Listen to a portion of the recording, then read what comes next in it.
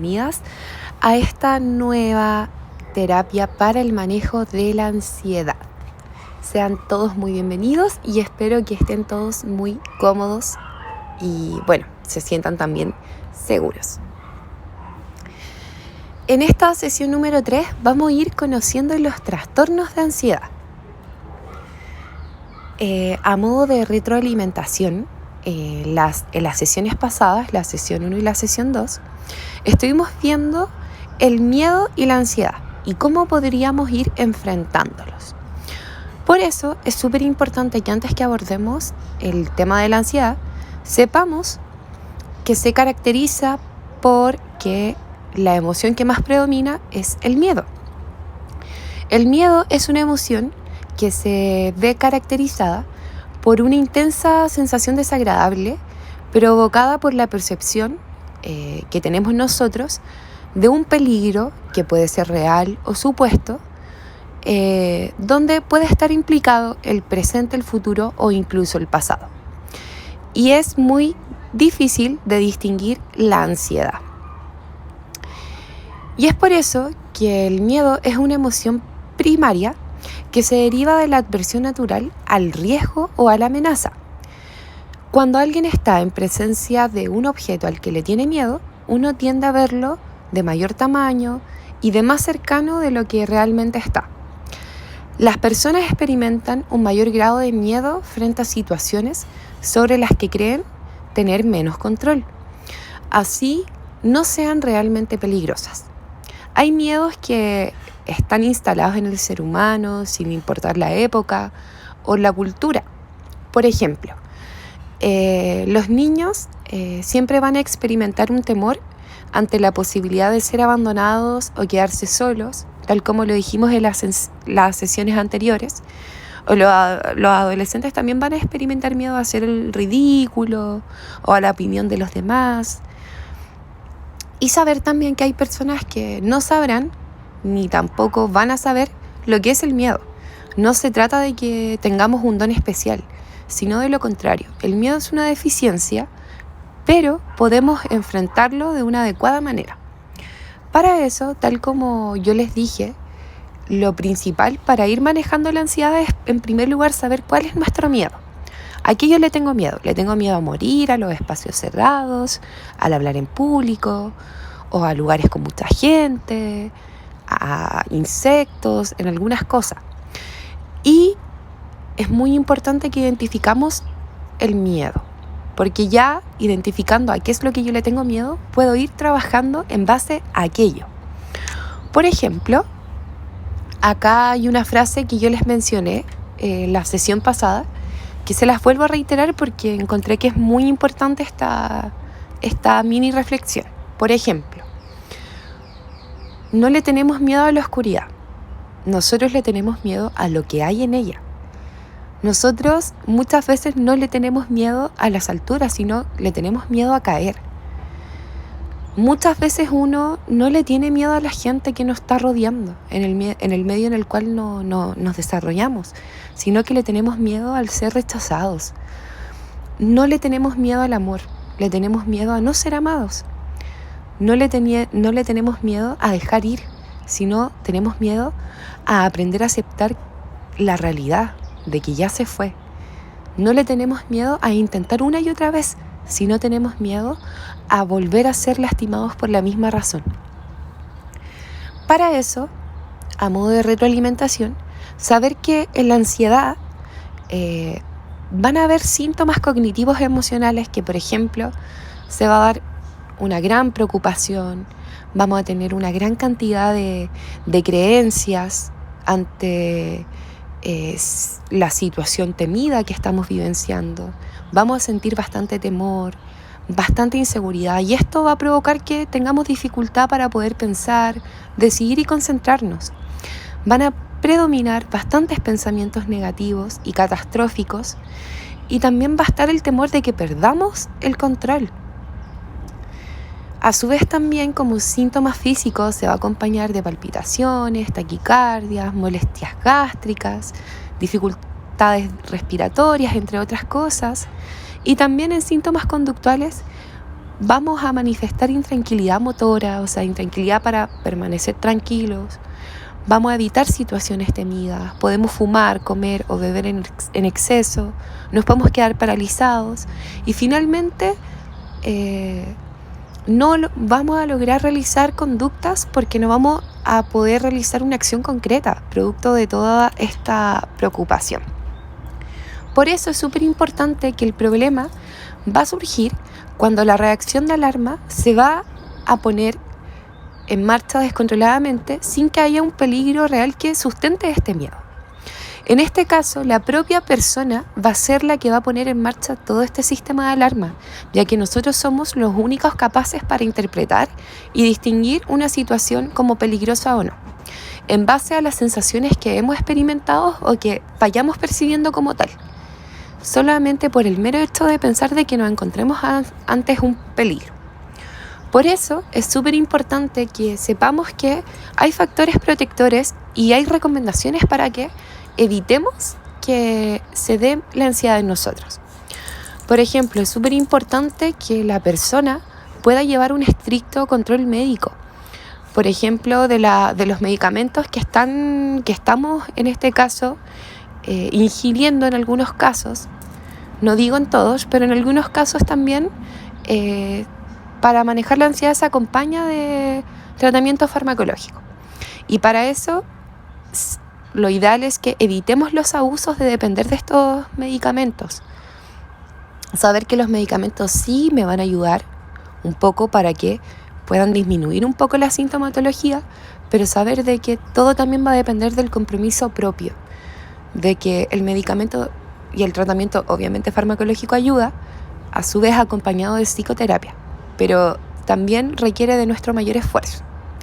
También súper importante tener un buen balance de la glicemia, del azúcar en nuestra sangre, porque también consumir mucho azúcar hace de que también estemos hiperalertas y más ansiosos.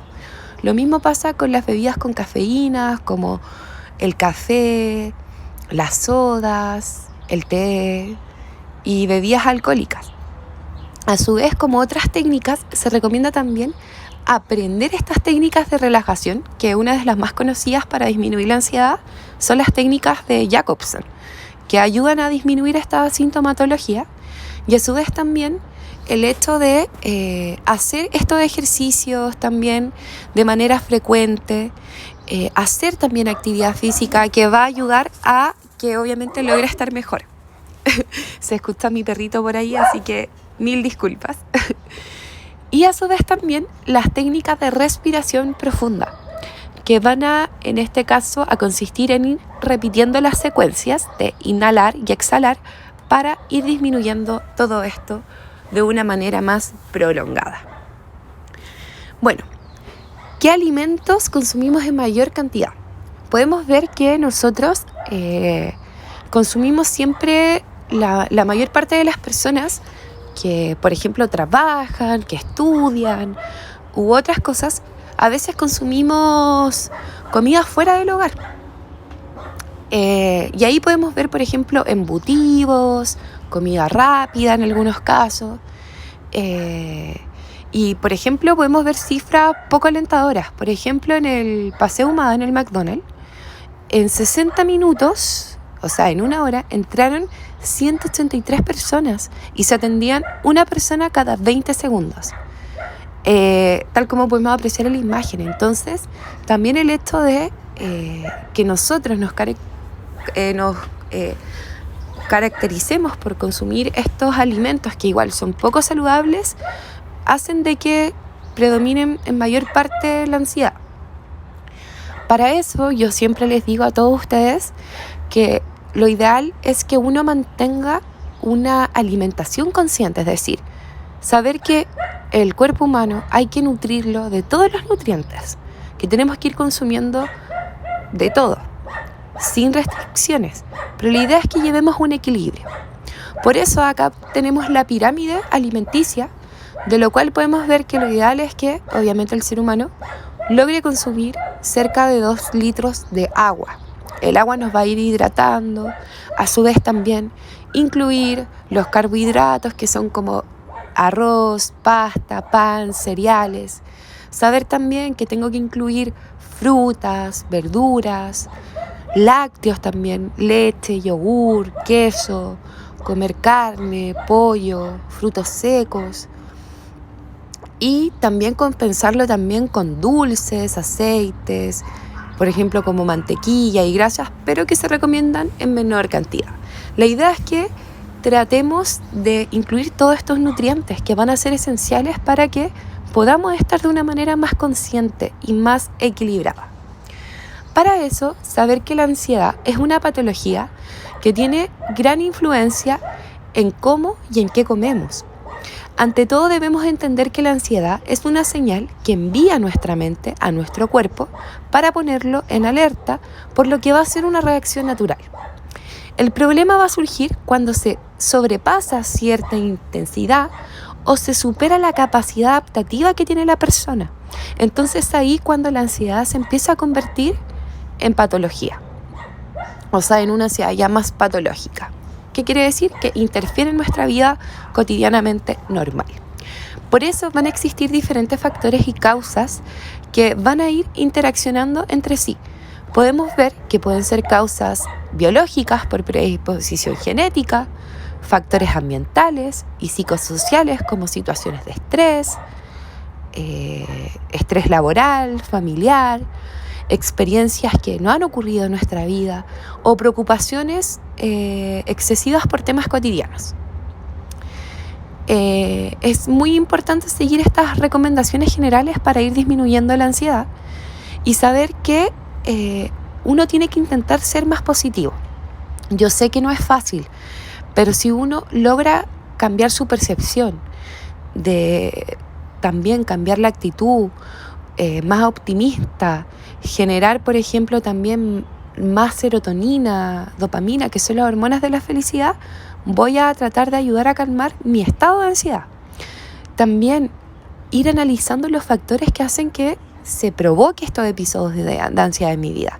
Ir practicando estas técnicas de relajación, incluyéndola también con el uso de actividad física, de establecer una adecuada higiene del sueño y también ir mejorando mi autoestima, va a hacer de que pueda establecer también un equilibrio. Para eso, ¿cómo influye la ansiedad en nuestra alimentación? ¿Qué es lo que pasa con la alimentación? Saber que las personas que sufren de ansiedad, en algunos casos, tienden a comer a muchas horas, o sea, es decir, no tenemos un horario establecido, un horario fijo. Y siempre son alimentos con alto contenido calórico. Entonces, ¿qué es lo que pasa? Que para muchos de nosotros que sufrimos de ansiedad, la comida funciona como un ansiolítico, o sea, nos calma esta ansiedad que sentimos. ¿Cuál es el tema de esto si lo vemos desde un lado negativo? Es que puede desencadenar posibles desequilibrios nutricionales, como incluso la obesidad o el sobrepeso. También va a dificultar nuestro sueño. Y dormir poco también puede provocar un aumento de peso. Para eso, obviamente, para contrarrestar estos efectos negativos, lo ideal es que seamos conscientes de la cantidad de alimentos que vamos a ir ingiriendo. Por eso es súper importante, tal como les dije, que ayudemos a ser conscientes de la cantidad de comida que vamos ingiriendo, que controlemos las cantidades y los tipos de comidas que tenemos. Saber que hay que llevar un equilibrio, que podemos comer de todo, pero siempre siendo conscientes, llevar un equilibrio.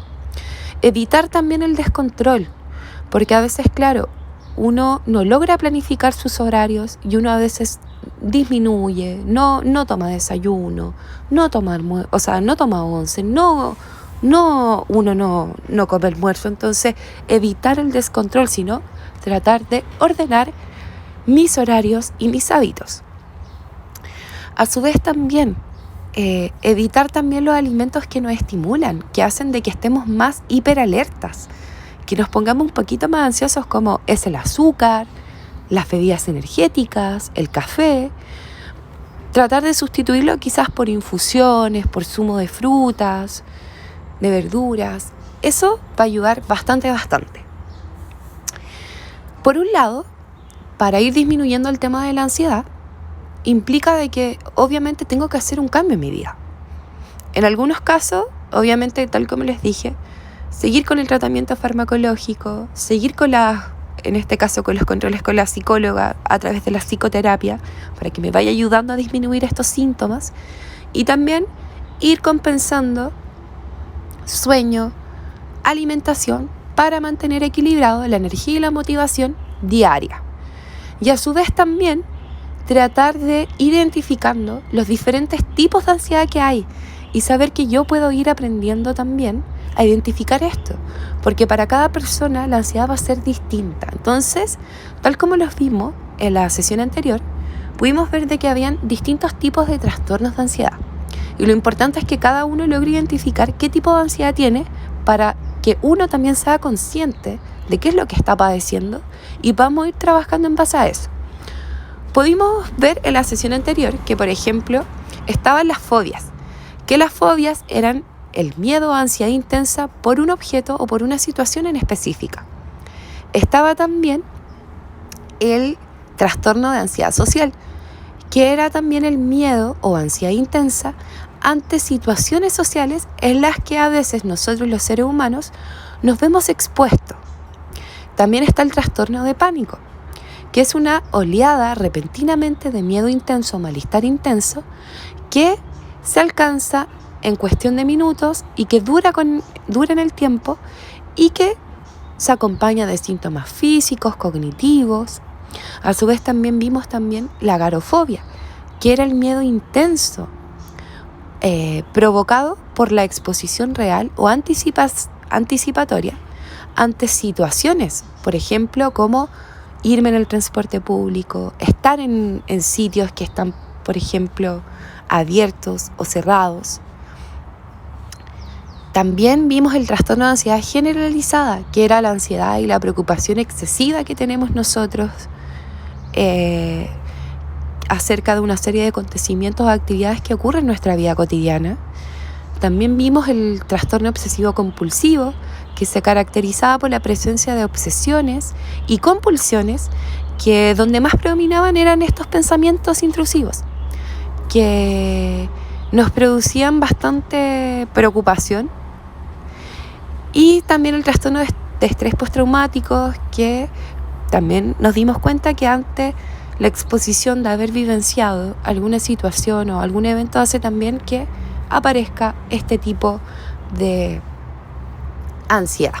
Entonces lo importante es también aprender a identificar qué tipo de trastorno tengo y en base a eso también ir trabajando para ir disminuyendo esta ansiedad. Bueno, acá también existe una dinámica de la técnica de relajación progresiva de Jacobson para ir disminuyendo los síntomas ansiosos. Por ejemplo, ¿para qué sirve esta técnica de Jacobson? Sirve para que podamos percibir y distinguir la presencia de tensión corporal que tenemos en cada uno de nuestros músculos a nivel corporal. Esto va a ayudar a reducir la tensión muscular y a relajar diferencialmente los músculos mientras uno puede seguir con sus actividades cotidianas.